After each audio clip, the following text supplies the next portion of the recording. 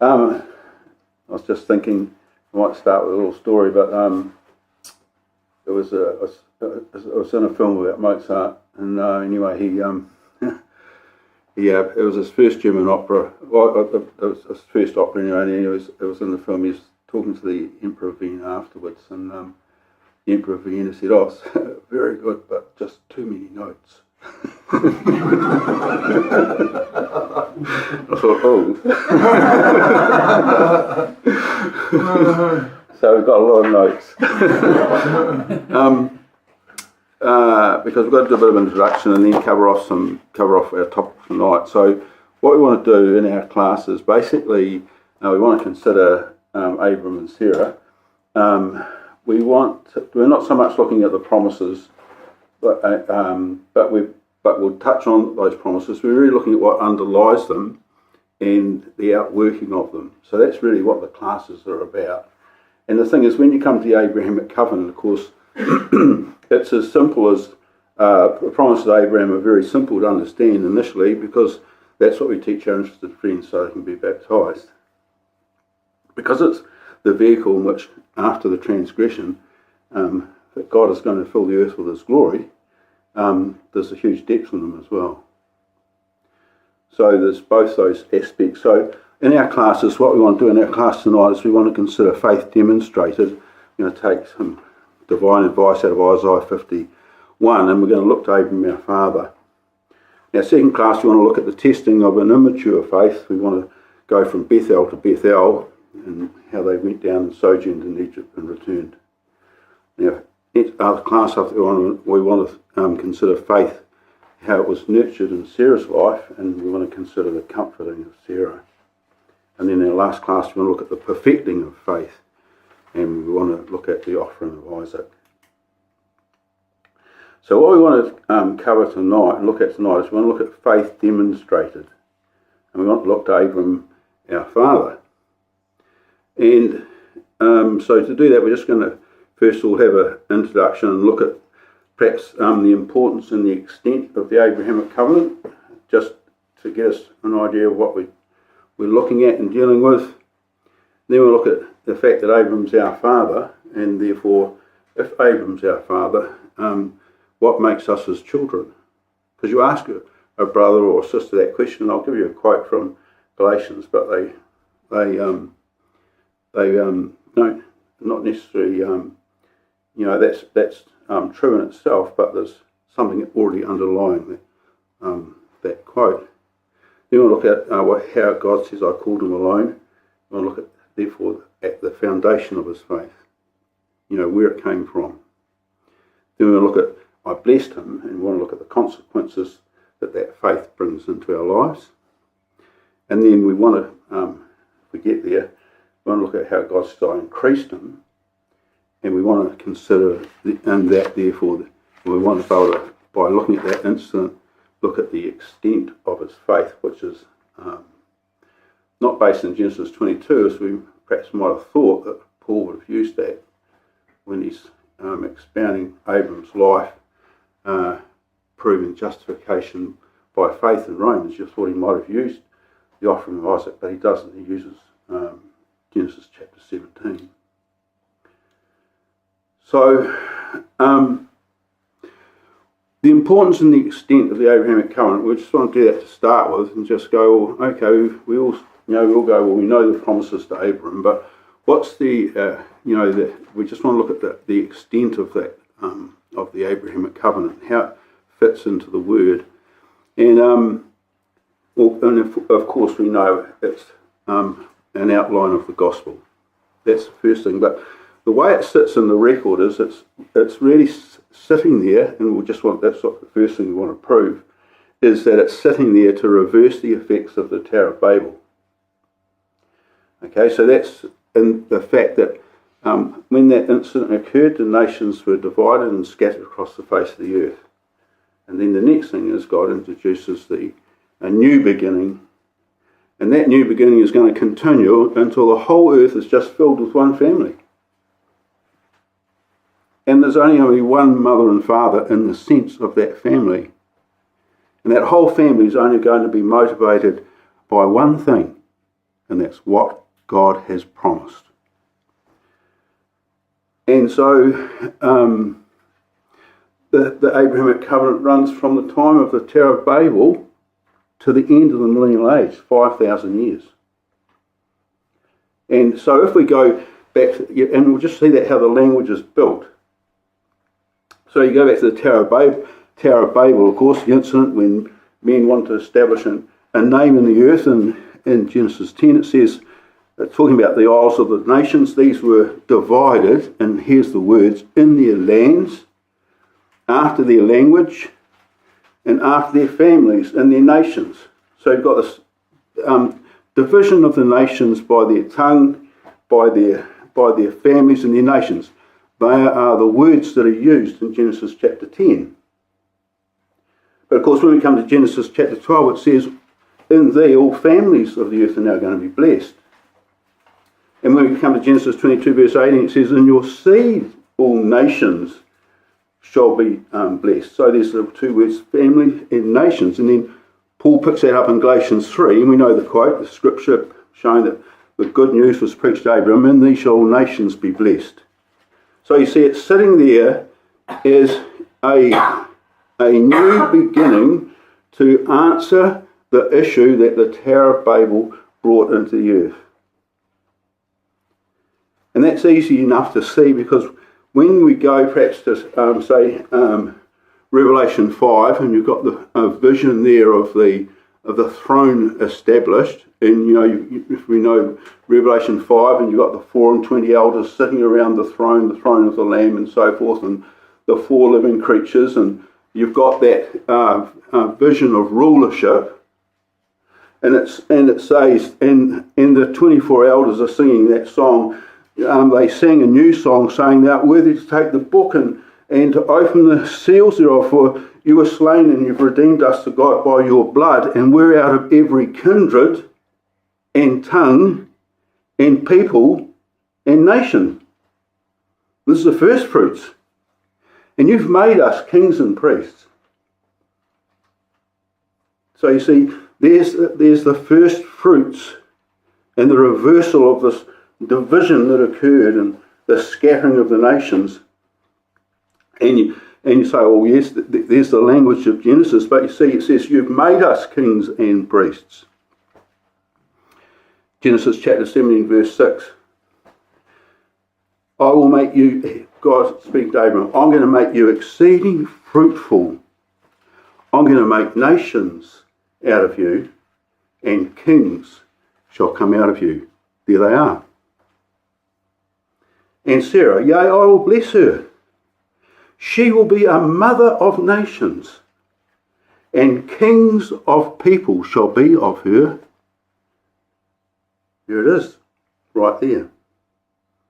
The outworking of the Abrahamic covenant in the first fruits, that those who are ruling with Christ at his return. And then if we go right through and we went to Revelation 21, and at the end of the millennial age, and it says, I saw a new heaven or a new earth, the former heaven and the former earth had passed away. There was no more sea. There were no more nations. Because here comes the complete fulfillment of the Abrahamic covenant.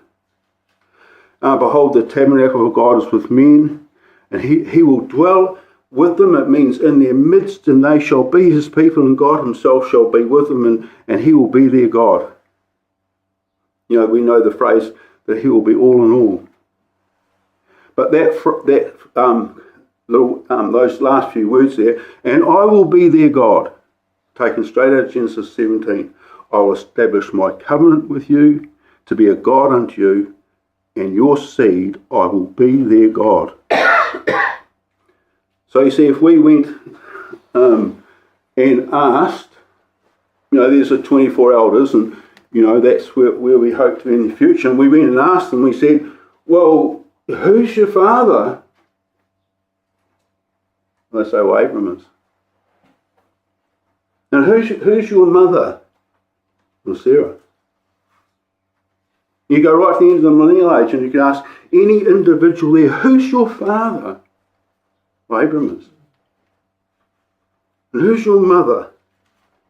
Well, Sarah's. There's only one family on the earth now.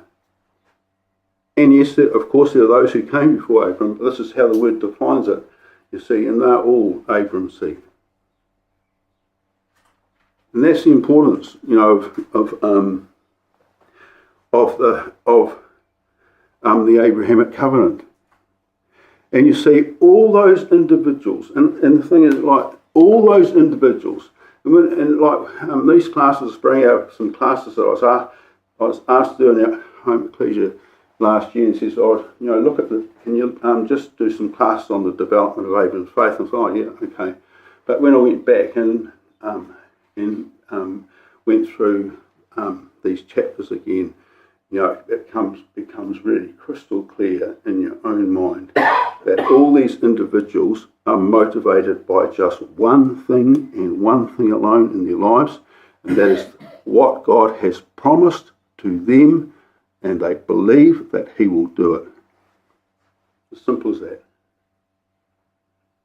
And that is the motivating power in those individuals, and that's in our lives. When we get up in the morning and we ask ourselves what's going to motivate us as we go throughout the day, and it has to be our faith in what God has promised.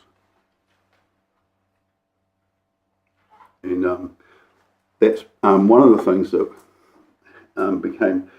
becomes really clear to you when you go back and look at the subject in some detail. And some of the things we're talking about are obvious, and that, but it's refreshing to take your mind back and consider what our foundations are. So, just in our own lives, you know, like just to ask yourself the question, you know, what does Abram mean to you? And what does Sarah mean to you? Do they mean anything in your life? You know what I mean? Like, this is something I had to think about for myself. Because the Bible just says, well, Abram's your father, we'll see it in a moment. What does that mean? That's something else you learn, and that is that you learn that there's lots of facts and lots of things, but those things that we have always have implications. What does that imply? And that's when you start thinking about those things and the Abrahamic covenant. I mean, every Sunday morning we'll hear these words. Often we'll hear these words, and he took the cup and he gave thanks, and he gave it to them, saying, look, you all drink of this. This is the blood of the new covenant shed for many for the remission of sins. There's the Abrahamic covenant ratified in the offering of the Son of God. And one of the major differences, and this is my notes here, but one of the major differences you come to understand is this, that the Abrahamic covenant is a personal covenant to individuals. My covenants with you. God had to tell Abram over and over again. Whereas the Mosaic covenant is a national covenant. It's given to the nation.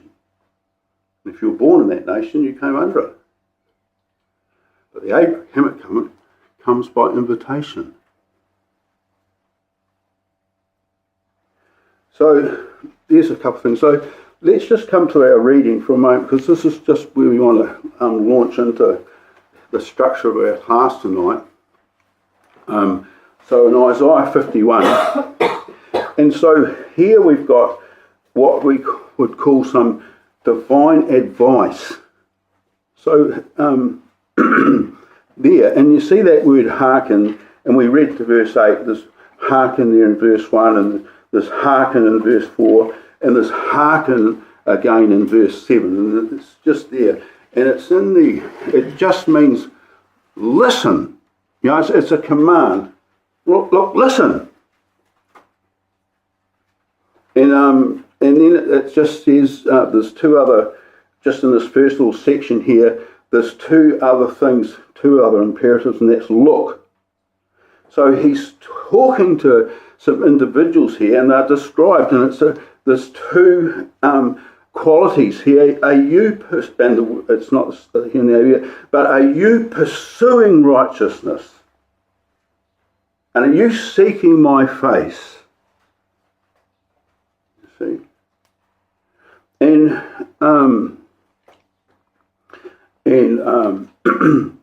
how would you answer that question?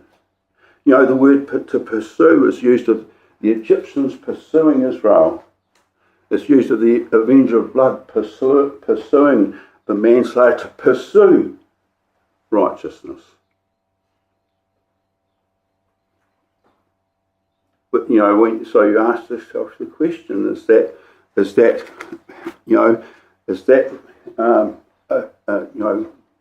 just ask yourself that question: am I pursuing righteousness in my life? You need to answer the question. Because if we answer the question with yes, it means that you haven't. That if we answer the question yes, well, it means we haven't attained righteousness. We're still pursuing it. And that's what it means. So that's why God says, well, look, you've got to look to your father Abram. And if you're pursuing righteousness, look to your father Abram and look unto Sarah that bare you. And I called him alone. And these are the things we just want to look at in our class tonight. I called him alone, I blessed him, and I increased him. You see, that's Abram. But you see where it says Yahweh will comfort Zion? It's Sarah. I'm going to comfort all the waste places. So think of her, Sarah's barrenness. I will make her wilderness like Eden. The desert's going to be like the garden of Yahweh. And you think of the tent when Isaac was born, there's going to be joy and gladness in this tent. Thanksgiving in the voice and melody. Imagine Sarah's tent. She's holding Isaac. God says, if you're pursuing righteousness, you have to look to your father and mother.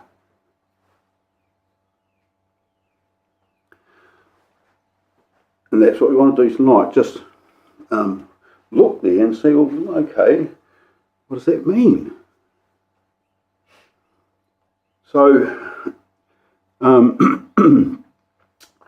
we won't look it up because, but when we come to Romans chapter 4, so there's just, we want to like chapters, Genesis 12, Genesis 15, Genesis 17, Romans chapter 4, the story of Abraham and that, but in Romans chapter 4, what Paul does is, in Romans, he's talking about justification by faith. He's talking about those that are looking upon the mercy seat and they're going to be justified because of their faith in that offering. He says, well, who are we going to turn to as a case example of being justified by faith? Well, obviously, we're going to have to we'll turn to Abram because he's the father of the faithful. He'd be the obvious one to turn to illustrate this. And that's what Romans chapter 4, where it sits in Paul's argument in Romans. Or as he sets out the righteousness of God as it pertains to the individual. But when you come to Romans chapter 4, it just says 7 times, Abram's our father. Like, well, what about Abram our father? What did he find in his life? And then it talks about the fact that he's the father of all those that believe. He's the father of circumcision to those who are uncircumcised. He's the father of those who walk in the steps of the faith of our father Abram. He's the father of us all. He's the father of many nations. It says that twice. So 7 times in Romans 4, it says Abram's our father. So when I was coming back and I was, thinking about all this and thinking about that, you start to understand, Abram's my father.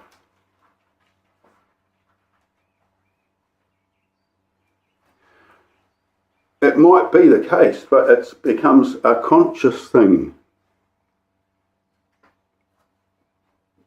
And even in the parable, like Lazarus was, Jesus puts him in the bosom of Abram. There he is. So you see, Abram's our father. So therefore, if Abram's our father, what makes us the seed of Abram? And I just want to take just 3 things out of that chapter, just as an illustration of that, and it's just a development of idea. But you see, he's the father of all that believe. That means to have faith.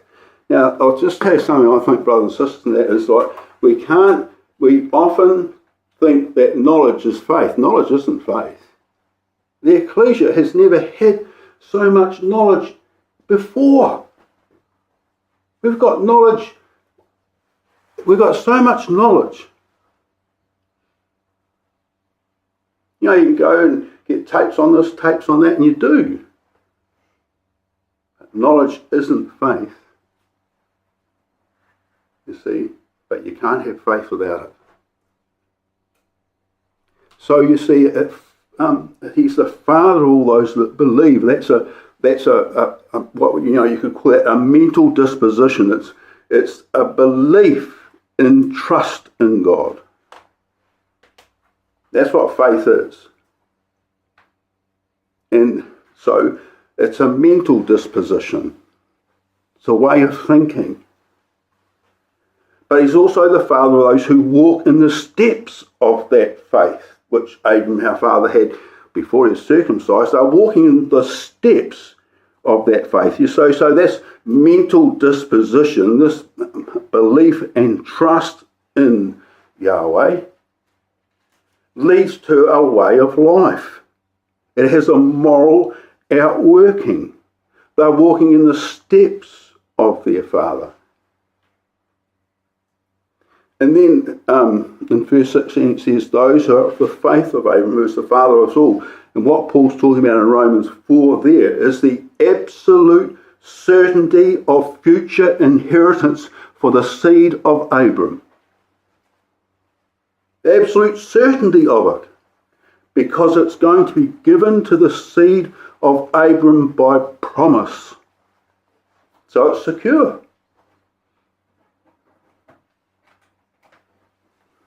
And he argues about that it can't be received by law. So that's just there in Romans 4. But you see what it is? It's a way of thinking and belief which leads to a way of life which leads to the absolute certainty of eternal inheritance.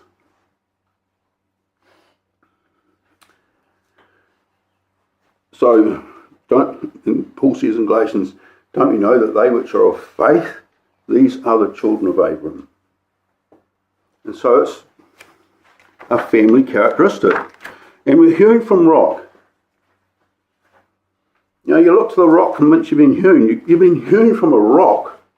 Something that's constant and that, you know, and the thing is, you know, brothers and sisters, like, well, that's what I want you to say. You tell me in your life that the very reason why you're here tonight is because of your faith. What you believe, that's driving your life forward. It's absolutely important. You know, like,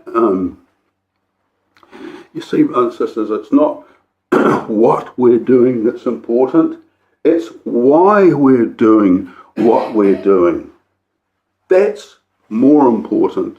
It's important what we're doing, but it's absolutely more important why we're doing what we're doing. And so this unique family characteristic of sip of water. You all make me nervous. I had a sip of water. No, I can relax.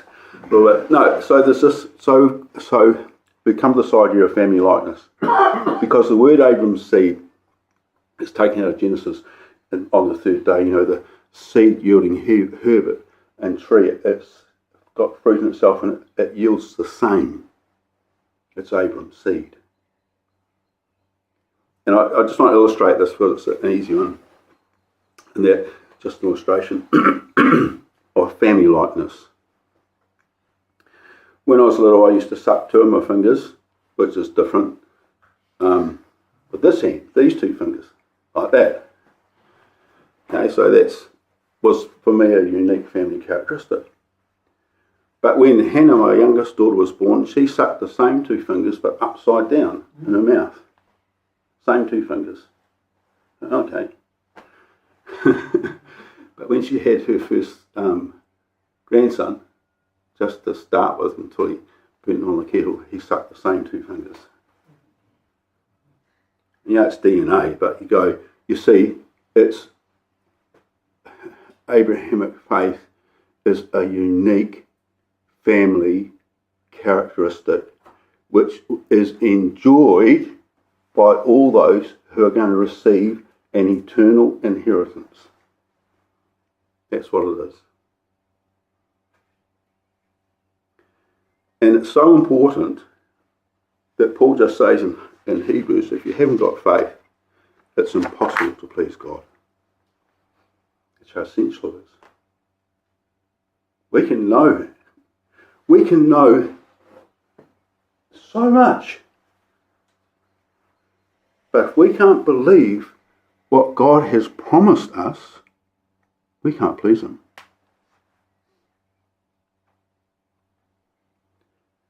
And I won't get through this class now. I'll just illustrate that. I've got another little illustration that happened yesterday. And you think about this in Abram's life, the relationship God had with Abram. A friend of mine, his son rang me. Well, he's not a friend, he's someone I've been acquainted with for ages. His son rang me on Sunday night, said, I've got this issue, I've got a concrete pour, I need a steel post, have you got one? And I said, no, what do you need and that? And so on Monday morning I got up and I went and got the steel post and took it out without doing the pour, because I had the time and I could do that. And he was the son of someone who I've known for years. So he texts me back, can I get you some beers or something, how it's in trades and things. I said, no, it's I've known your father for a long time and I'm more than happy to do that. He says, and text me again tonight, there must be something I can give you. I said, no. And you see, we don't think about the pleasure that the Father has in giving us something for free. His pleasure in doing something when we have a need. We don't often see that side of it. I just had that, and so you see how that idea works for the Father himself, as he gives to those in need, and we go, I don't believe you.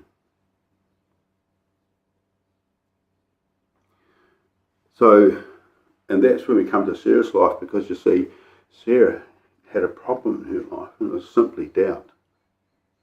She doubted that God could do that for her, until she had to go through a whole process to come to that point where she didn't doubt anymore. So you see, so where does this come from? And this quality, like of it being a rock, unyielding, a rock, an unyielding determination to act in a certain way of manner or of life, or it's enormous strength of purpose, a rock-like quality. It's unchanging. We don't change. We learn. We are fickle when we're perhaps younger. Well, I was, and I still am to a degree. But you settle into this way of thinking and a way of life, and it becomes, at the end of it, it just becomes unchanging. You just know what decisions you're going to make. Well, within human weakness. And it endures all things. So what's the origin of that? And that's what God says here. Well, listen, you've got to look to your Father. Now notice this, I called him. You see? I called him. That's where faith comes from. It comes from the call It's who called him. You see. Now, just come over to Acts chapter 7 for a moment. And this is the first phrase. Because Stephen tells us about it. And he tells us something specific about it. And he just leaves an inference in his speech. So you know the speech to Stephen's speech. And he begins it because he's going to talk about the history of the nation. But you see in verse 2, men and brethren, fathers, hearken. Listen, the God of glory appeared unto our father Abram when he dwelt in Mesopotamia. You see that? Stephen says it was the God of glory that appeared unto him. Okay, we just read it and that. But if you come over to the end of his speech in Acts chapter 7 and we look at verse 55, he says, being full of the Holy Spirit, he looked steadfastly into heaven and he's given a vision. He saw the glory of God and Jesus standing on the right hand of God. So you see, Stephen bookends his speech with the glory of God. It's bookended. The speech begins and ends with the glory of God. And in the middle, of course, there's the call of Moses, the angel in the bush. He's afraid to look upon him. And you see, here's the foundation of Abram's faith. The God of glory appeared unto him. What does the phrase mean? It's taken out of, Stephen just takes that phrase, he takes it out of Psalm 29, and Psalm 29 is a psalm David wrote.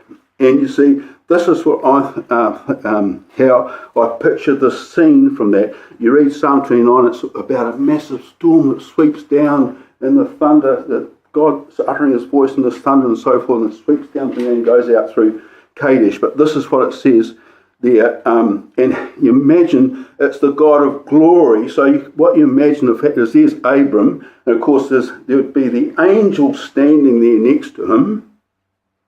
He'd just be flat on the ground.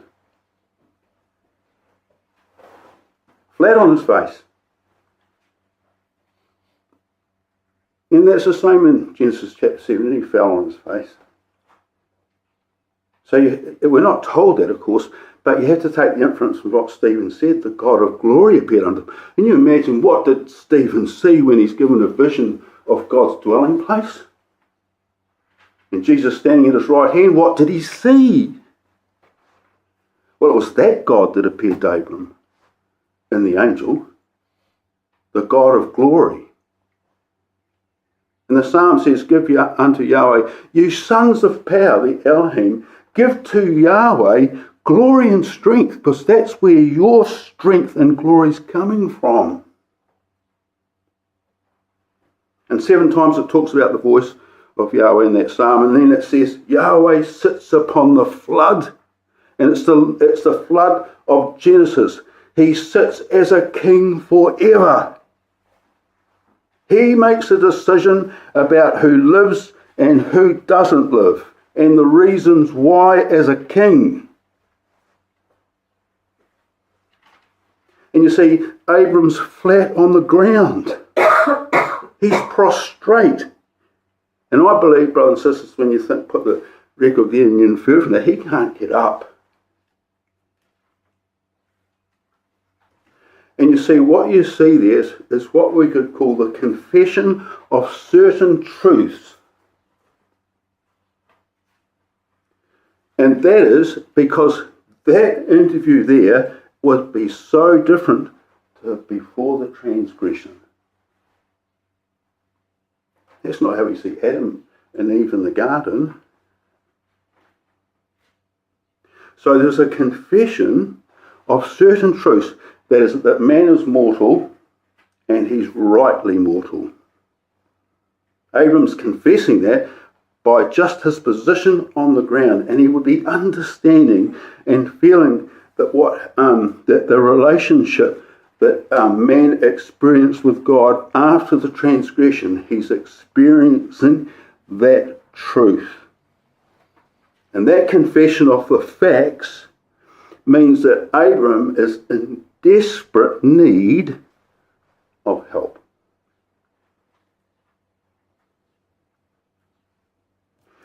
Not only that, you see, Not only that, he understands that Yahweh doesn't dwell in temples made with hands. He would understand that the God who has appeared unto him is dwelling in that angel there. He would have understood that by inference. And so he would have understood the power and the majesty of God and the voice of the great King and his universal dominion. It's all there.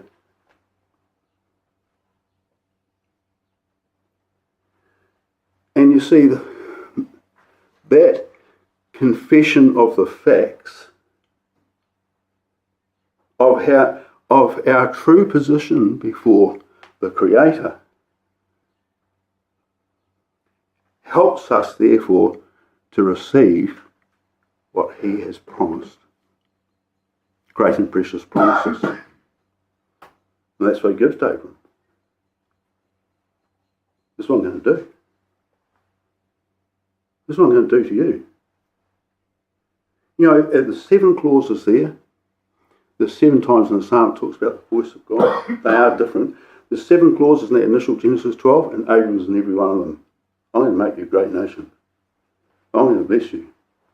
I'm going to make your name great. You're going to be a blessing. I'm going to bless those that bless you. I'm going to curse those that despise you. And in you all nations of the earth are going to be blessed.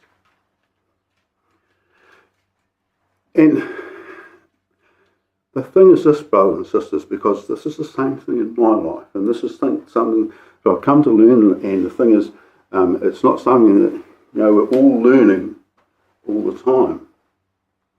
I mean, you're doing this and you're listening to something else and so forth, but you see,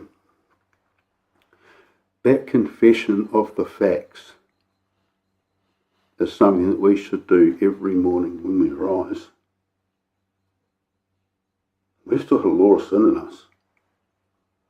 That's not been taken away by baptism. And the thing is, I want to say this, brothers and sisters, in a sense, and the problem is because this is how our lives are. The problem is in our lives is often the problem's there. Well, Abram didn't say that, did he? As he's lying on the ground, he didn't say the problem's over there. The problem's here. Here. For all of us. Here. The plague of our own heart, which we can't even plumb the depths of. We're so complex as human beings. But God can. He's the only one that can lift us out of it. We don't even know why we're doing what we're doing half the time. And so, you see, it's from that disposition, in that sense, that when the promises, therefore, that God exists, that he is, that's what Paul says in that he is, and that belief that he will provide, because you see, this is something that I came back to the promises of Abraham I've never seen before. They are so highly personal and individual. The way he deals with Abraham and Sarah, he's dealing with an individual. We're all individuals, each one of us. The Abrahamic covenant is about an invitation for individuals to come out of the nations.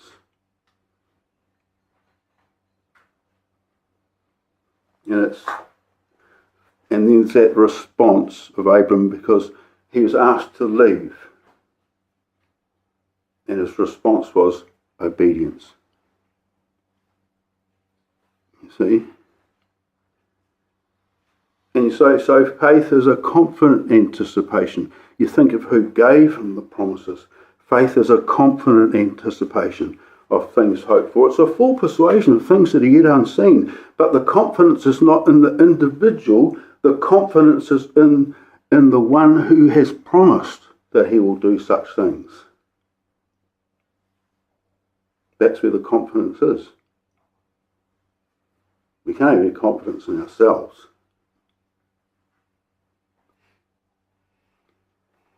And so there was this response. So there's faith. Well, that's faith. Okay, so Abram makes that response. So then the next thing is God says, well, I blessed him. And you see, that's the consequence of faith. We just want to look at this just for a moment now in Abram's life. It's the consequence of that exhibition of faith has a consequence. The result of that, and that result is that Abram was blessed. Now we know the circumstances because it was in Genesis 15, and when he says, Lord Yahweh, what are you going to give me? I've got no offspring. He brings them out and he says, well, your seed's going to be like the stars of heaven. Can you number them? Now I want you to think about that. You see, here was faith. Genesis 12, you see faith beginning. But here when you come to something here about your offspring's going to be like the stars of heaven for multitude. Now, we've never been asked to believe that ourselves, that our offspring's going to be like that. But you see, he has to now believe that in something that is humanly impossible. And it's obvious that he had no understanding of how that was going to be outworked by what they did next. No understanding of how that was going to be or how it could possibly be. No understanding of how that would be outworked, but he believed it. And that's why, and it says there, of course, that God imputed righteousness to him. You see, if you're pursuing righteousness, that's what God's saying. Well, listen, look to your father. Notice what I did. I bestowed it upon him because he believed in me.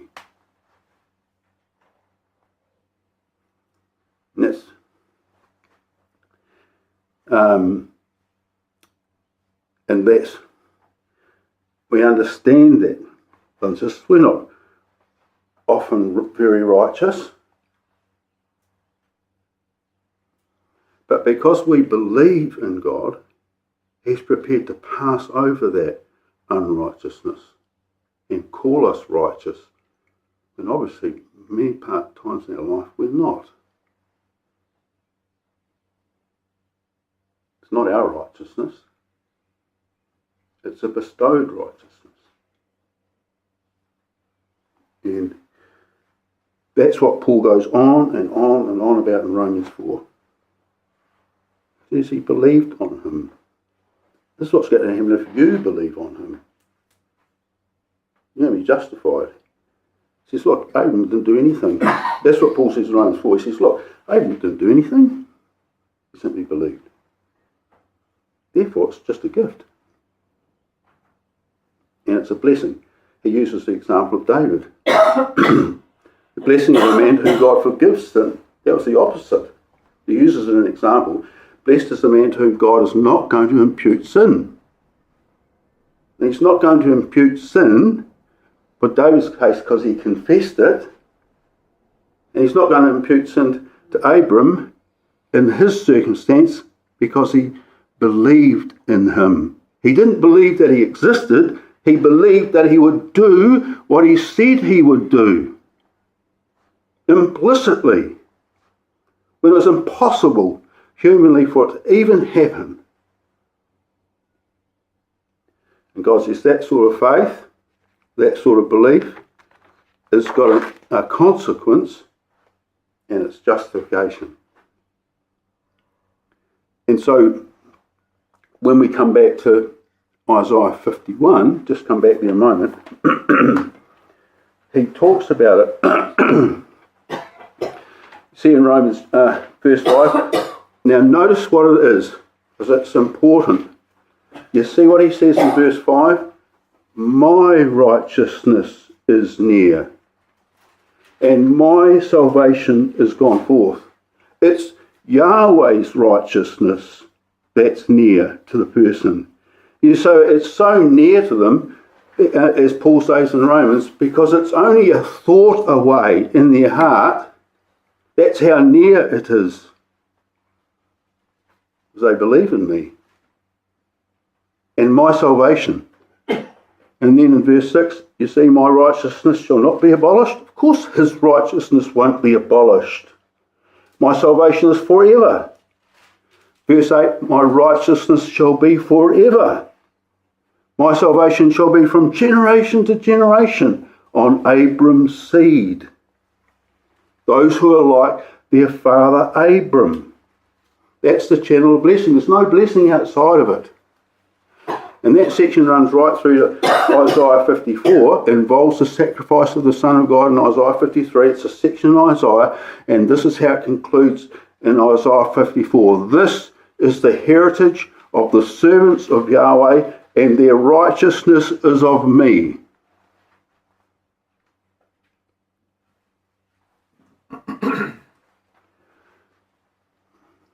And that's a righteousness that comes through faith.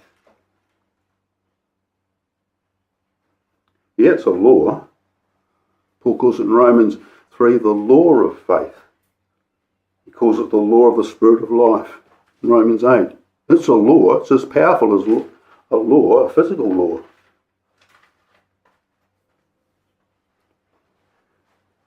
And it's fundamental to the Abrahamic promise. And you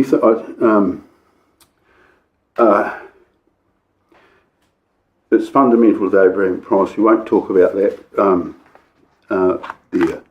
Now, what time? We started up at 7.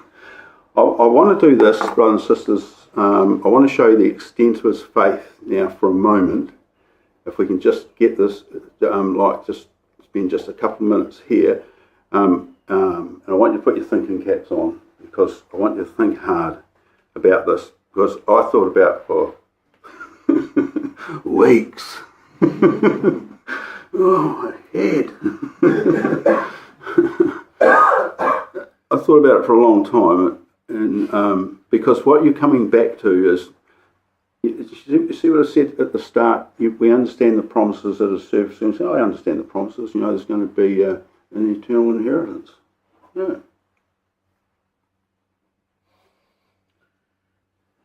And that's enough for us to be baptised. And the Father's happy with that. But as we grow, he wants us to understand what's going on. And I increased him. Now this is the question, you see. I only had one son. Yes. How do you work that out? And Sarah said, who would have said that I would have given children suck? You only had one son. So you see, I just want to think about this, and so Paul outlines this. So there's faith. We've looked at its foundations. We've looked at it there as justification. Now, when you come to Genesis 17, Paul just says, look, he considered his own body now dead. He uses 5 verbs. He staggered not in unbelief. He was strengthened in faith. He gave glory to God. He fell on his face. His heart was just full. He's glorifying God for it. He can see now how the promise is going to be outworked. He understands it, and he's fully convinced. That's the extent of his faith in Genesis chapter 17. Paul just spells that out for us in the end of Romans 4. And he uses 5 verbs, and we'll come back to it. 3 in the active and 2 in the passive, and we'll want to explain what it is later on. You see, what happens is this. You see, Genesis 15, your seed's going to be like the stars of heaven for multitude. Right? How's that going to be? You've given me no seed. Now listen. The word of Yahweh came to him. You see, there's titles used through his life, and they're all important. The word of Yahweh came to him in a vision. It's going to come forth from your bells. He's told him that. It's not Eliezer. You look to heaven, and if you can number those stars, so shall your seed be. They say you can see 10,000 stars on a clear night, but what it means, it's just going to be an innumerable multitude. But you see, Abram's already been told. In Genesis chapter 13, you see it's going to be like the dust of the earth. And because the dust and the stars and the sand all represent different things. Because your seed's going to be they're all going to be sons of men. And I'll be sons of God. They only come from the dust. So when he's told in Genesis 15, your seed's going to be innumerable, of course that's reiterating Genesis chapter 13, but it's something else there. And you see, use the title Lord Yahweh. We know that means he who will be lords. And the word of Yahweh came to him.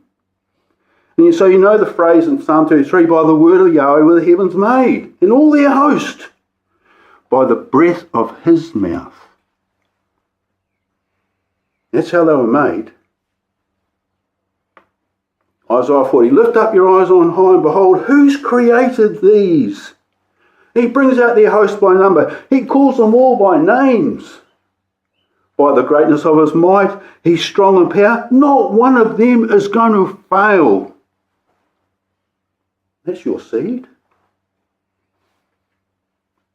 So you see, this seed here are going to be lords. They're going to be light bearers. They're going to be rulers in the heavenlies. They're going to be able to divide light from darkness. They're going to be rule over day and night. And they're named and numbered. And when he comes into Genesis 17, he says, they're from the nations.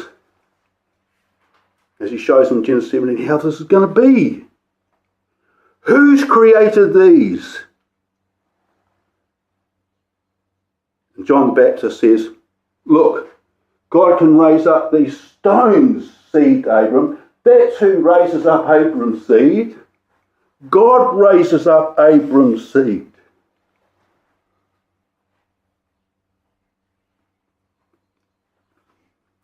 So when he comes here to this, explaining how this is going to be in Genesis 17, he asks Abram now to walk before his face and to be complete. Now you do that, and I'm going to build my covenant with you. It's personal. Now to walk before God means it's a term that's used for absolute loyalty to a king. And we know who Abram met. And it means to condition your entire range of human experience and awareness of his presence and in response to his demands. In the day, walk before me. And this is then what I will do. It's conditional. So that's the idea there. And so he's told us seed's going to be like that, like the stars of heaven. Paul in Romans chapter 4 says at that time he's told he's going to be the heir of the world. Now he's not the heir of the world because he been promised an eternal inheritance in the land. He's going to be the heir of the world because all his offspring are going to be the rulers of it. You know, like stars of heaven. And Paul says there that he became heir of the world through the justification, through the righteousness of faith. So you see, what happens is when God comes to him in Genesis chapter 17, which of course is 15 years later or 14 years later, and now he says, well, now I'm going to tell you how it's going to be. This is how it's going to be outworked. And he falls on his face. And you see what God has had. And this is, I just want to explain this, brothers and sisters, because it took me a long time to see this for myself, but you see it, and it's absolutely clear. See, Sarah was barren. She was barren as soon as she stepped into the record. But Abram wasn't. So that Abram fathered a child and perhaps other children through Keturah. Some people think that happened before the birth of Isaac. So God had to wait and wait and wait until Abram couldn't produce a child out of his own strength, out of the flesh. You see?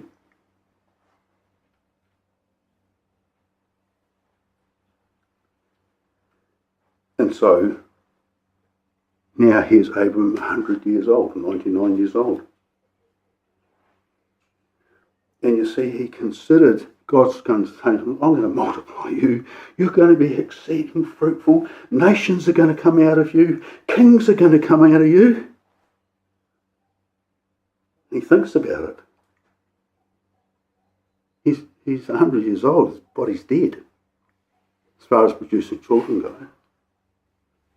He considered his own body now dead. And the deadness of Sarah's womb, she had been barren for 60 years. They were producing children in their 30s when they come to the record. She had known, and up there she had been barren for 60 years. He thinks about it. And you see, he staggered not in unbelief. That's what Adam and Eve did. That's what the wilderness generation did. They had an evil heart of unbelief. They couldn't enter in because they could not believe. He staggered not at that. He was strong in faith. He gave glory to God.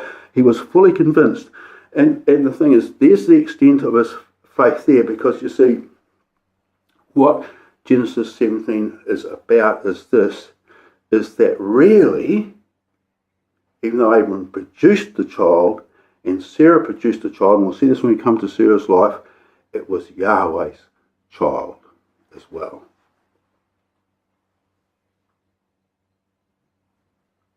Because all Abraham's seed are begotten of God.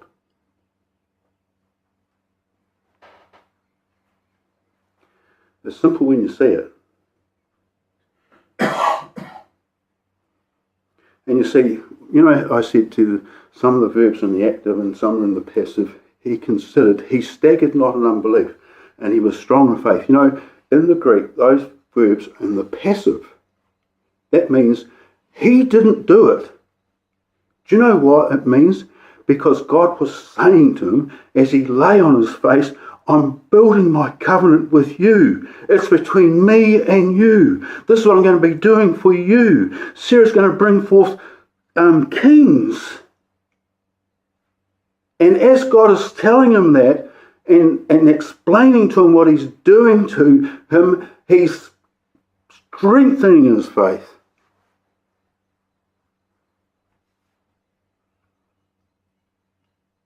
See, it's personal.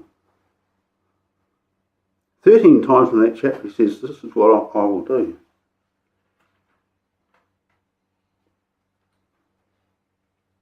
And you see, that's what circumcision is. That's an aspect of it. You see, circumcision is not just the cutting off of flesh. That happened in the sacrifice of Christ there. The flesh was cut off there. But circumcision means a whole lot of other things, because you see, he had his name changed. He had, the fifth letter of the alphabet put in his name, and God's giving him this gift. It's all circumcision. Abram's lying on his face, glorifying God. It's a circumcised heart. No confidence in the flesh. That's what Paul says in Philippians. The circumcision, we are the circumcision. We've got no confidence in the flesh. Flesh can't produce anything. It takes so long to see it, brothers and sisters. In my own life, you do this, you do that, you do this, you do that. You've got to be pleased with me. There's no confidence in the flesh. You come to the Abrahamic covenant and it's God who's doing all the work.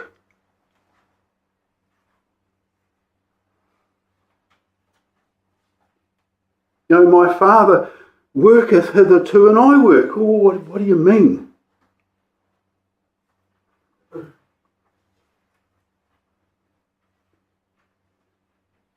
And see, that was a sign, this is John Martin, it's a sign of shared fatherhood.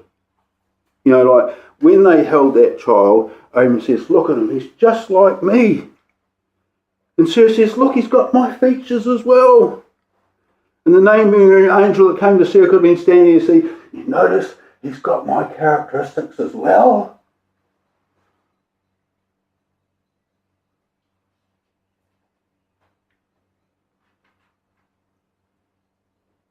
You see, brothers and sisters, there's the extent there of his belief and what it brought for him in his life. And that was 24 years of development. That took 24 years.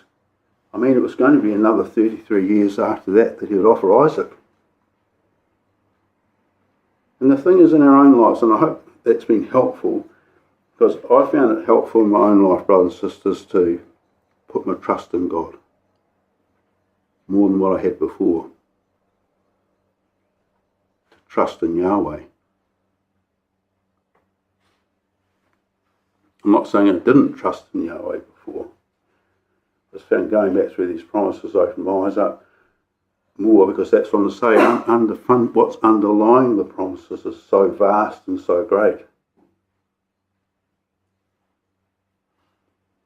So we look to the quarry from which we've been hewn. We consider the foundation of that faith. We see what the consequences of belief in Yahweh brings. Justification. Yes, it's already in a way of life. And we're justified not because we believe our offspring's numerous. We believe on him who raised up Jesus our Lord from the dead and raised him.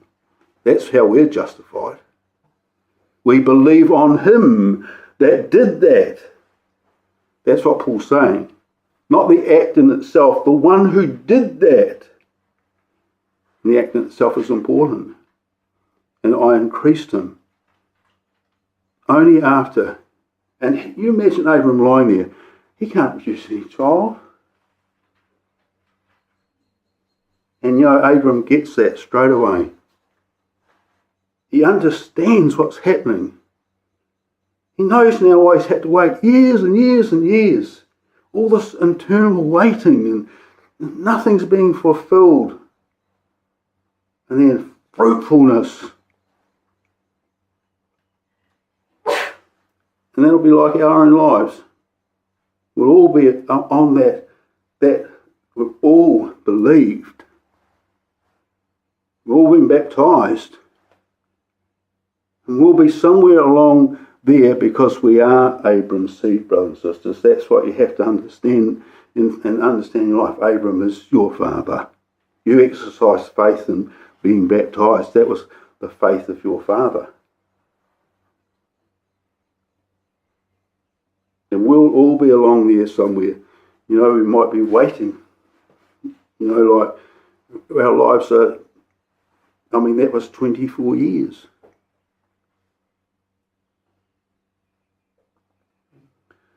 And so there's a few thoughts on the importance of faith. And I hope it's been helpful. Because it's really helped me to understand the promises, and I find it helpful in my daily life. And the thing is this, brothers and sisters, because you get up in the morning and you confess the facts. That's called confessing the truth. You get up in the morning and we confess the facts. And then there's room for God to work. If we don't get up in the morning and confess those facts, there's no room for him to do anything in our lives. And that's what Abraham did. You see, faith does that. It steps aside and it lets God have the space, to work. And that's really, really important. But it comes from confessing the facts. And that's two, and I just finished, I've gone too long on that, but I just want to tell you that, you see, there's only two facts. That's man's mortal and rightly so. That's a fact for sure. We all understand it. We've got a law in us that tells us that. When we apply ourselves to the Word of God, we instantly know that that's unrighteous. And the other fact was there, but it wasn't really so much, and that is God's manifestation. There it is right there. You're going to become like this. You're going to be manifesting me. Isn't it? Those are the two facts there when Abram began. Not that was what he was taught at the time, but the other two facts. They were the facts of the life of the Son of God.